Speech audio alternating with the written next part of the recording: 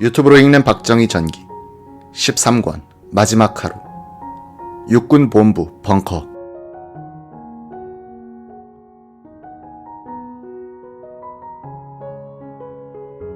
무슨 일입니까? 정보부장 승용차 안에서 정승화 총장이 이번에는 추궁하듯 강하게 물었다. 승용차는 세종로에서 청계천로에 접어들어 3일 고가도로로 향하고 있었다. 김재규 정보부장은 엄지손가락을 펴서 치켜 세우더니 가위표를 했다. 각하께서 돌아가셨습니까? 정말입니까? 김재규는 정 총장의 이 물음에는 대답을 하지 않았다. 보안 유지를 해야 됩니다. 적이 알면 큰일입니다. 김 부장은 경호차는 따라오는가? 라고 하면서 뒤돌아봤다. 정 총장이 다시 물었다. 어떻게 돌아가셨죠? 저격당했습니다. 외부의 침입입니까? 내부의 소행입니까? 저도 정신이 없어 모르겠습니다. 정 총장이 또 물었다. 누구 소행입니까? 김재규는 말이 없었다. 정승화 총장은 직감적으로 경호실을 의심했다. 나의 선입견이 있었다. 차지철 경호실장이 정치, 경제 할 것 없이 모든 분야에 손을 뻗치고 있어서 저 사람이 왜 그러는가? 야심이 있어서 저러는 것이 아닌가? 뭔가 큰일을 저지를 것 같다는 생각을 한 일이 있기 때문이다. 만약 경호실이 반란을 일으켰다면 내가 정보부에 가서는 안 되고 전군을 지휘하여 필요한 조치를 취하려면 육군 벙커로 가야 하겠다고 생각했다.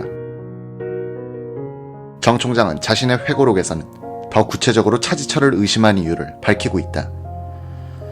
그는 경호실 상황실에서 육군 예하 사단과 직통 전화를 연결하여 지휘관들을 멋대로 불렀다. 자기가 육군 참모총장이나 된 것처럼 청와대 경비를 위해 나가 있는 수도경비사령부 부대에 들러 나팔을 불게 하고 하기식을 한 인간이었다. 그는 군의 뿌리를 박으려고 애를 썼다. 일부 장성들이 찾아가서 알랑거리기도 했다. 나는 그의 배후에 이런 지휘관들이 개입하지 않았나 의심하지 않을 수 없었다. 이날 밤 대통령이 사고를 당했다는 말을 들었던 많은 정부 요인들은 즉각적으로 차지철의 소행이라고 생각했다. 정승화 총장은 그 중에 한 명일 뿐이다.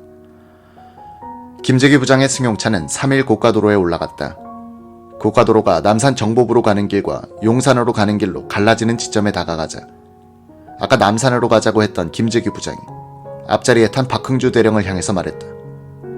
어디로 갈까? 부, 6본 어디가 좋겠어? 당황스럽게 내뱉은 김재규의 이 말에 정 총장이 대답을 가로챘다. 병력 배치를 하려면 6번으로 가야 하니 B2 벙커로 갑시다. 이에 호응하듯 박흥주도 앞자리에서 그게 좋겠습니다 라고 했다. 다시 정승화 총장이 6번 벙커로 가세 라고 못 박았다.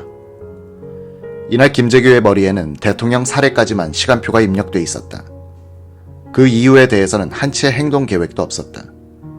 쿠데타를 성공시키는 데 있어서 가장 중요한 지휘소의 위치까지도 생각해두지 않았다는 것은 이날의 대통령 살해가 즉흥적 결심의 결과였음을 이야기해준다. 김재규가 이날 밤 정보부로 가지 않고 육군 본부로 가기로 결정한 것은 그로서는 중대 실수였다. 사태의 주도권을 장악하려면 자신의 명령이 통하는 정보부로 가서 정부 요인들을 거기로 소집해야 하는데 그런 영향권에 속하지 않는 육군 본부로 간다는 것은 쿠데타 사령부를 적진 속에 두는 것이나 마찬가지였다. 박정희와 차지철 그리고 내 경호원의 암살은 김재규가 불과 50분 전에 아무런 사전 예고 없이 측근에게 부여한 임무였는데도 전광석화처럼 정확무비하게 실천됐다. 암살작전 지휘자로서 김재규는 과감, 신속, 냉철했다. 그러나 박 대통령을 사살한 뒤부터는 자신이 저지른 엄청난 상황의 무게에 눌려 지리멸렬한 행동을 보이게 된다. 대통령을 쏜 뒤 맨발로 뛴 것부터가 그의 실패를 예고하는 것이었다. 박정희를 죽이는 데는 성공했으나 그를 따라오는 죽은 박정희의 그림자로부터는 탈출할 수 없었던 것이다.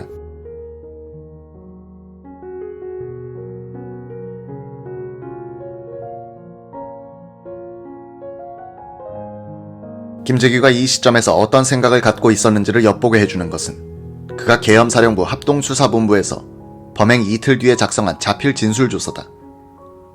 범행 후의 대책에 대하여 말씀드리겠습니다. 가. 살해 현장에 육군 총장과 차장보가 와 있도록 하여 거사가담 의식을 주어 장악하게 한다. 나, 육군 총장을 포용하고 불응시 협박한다. 다, 즉시 가기를 소집하여 계엄령을 선포하여 각하 유고 사실을 3일간 보안 유지한다.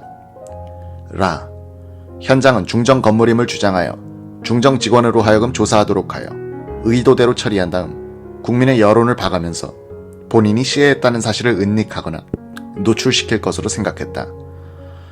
마, 최종적으로 군부는 국방을, 정보부는 정국을 맡도록 한다. 김재규가 자신의 이런 구상을 실천에 옮기려면 먼저 지휘소를 정보부 안에 설치하고 궁정동 현장을 봉쇄하며 시해 상황에 대한 보안을 유지해야 했다. 김재규는 이날 밤 한 번도 박선호에게 현장을 봉쇄하라는 지시를 하지 않았다. 대통령의 시신 처리에 대해서도 아무 지침을 주지 않았다. 대통령을 살해한 직후 김재규는 김계원에게는 보안을 유지하도록 하고 국무회의를 소집하여 계엄령을 표기한 뒤에 정승화 총장이 계엄사령관으로서 실권을 잡게 되면 친분이 있는 정 총장을 통해서 자연스럽게 사태를 장악한다는 정도의 막연한 생각을 하고 있었던 것 같다. 김재규에 대한 군내에서의 평가는 그리 높지 않았다. 김재규는 다만 정승화 장군이 육군 참모총장으로 임명되는 데는 일조를 한 적이 있었다. 그는 박 대통령의 특명을 받아서 국군 보안사 참모장 출신인 정보부 감찰실장 김학호에게 상군 참모총장 후보들에 대한 평가서를 만들게 하여 대통령에게 보고했다. 육군 참모총장 후보로는 정승화 당시 1군 사령관이 1위로 올라갔었다. 김재규는 그런 인연 때문인지 정 총장에 대한 자신의 영향력을 과대평가하고 있었던 것 같다. 정승화 총장이 차중해서 김재규의 육본행을 유도하는 데 성공한 것도 유의해 볼 대목이다.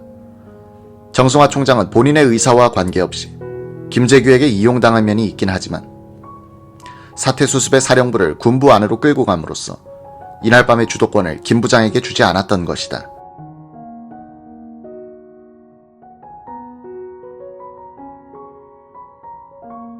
차가 남산 케이블카 터미널 아래에 이르자 김재규 부장이 말했다.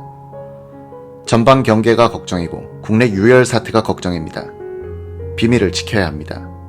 비상계엄을 선포해야 되겠죠. 총장, 이럴 때는 어느 사단을 뽑아야 합니까? 정승화 총장은 24단. 벙커에 가봐야 알겠습니다. 라고 했다.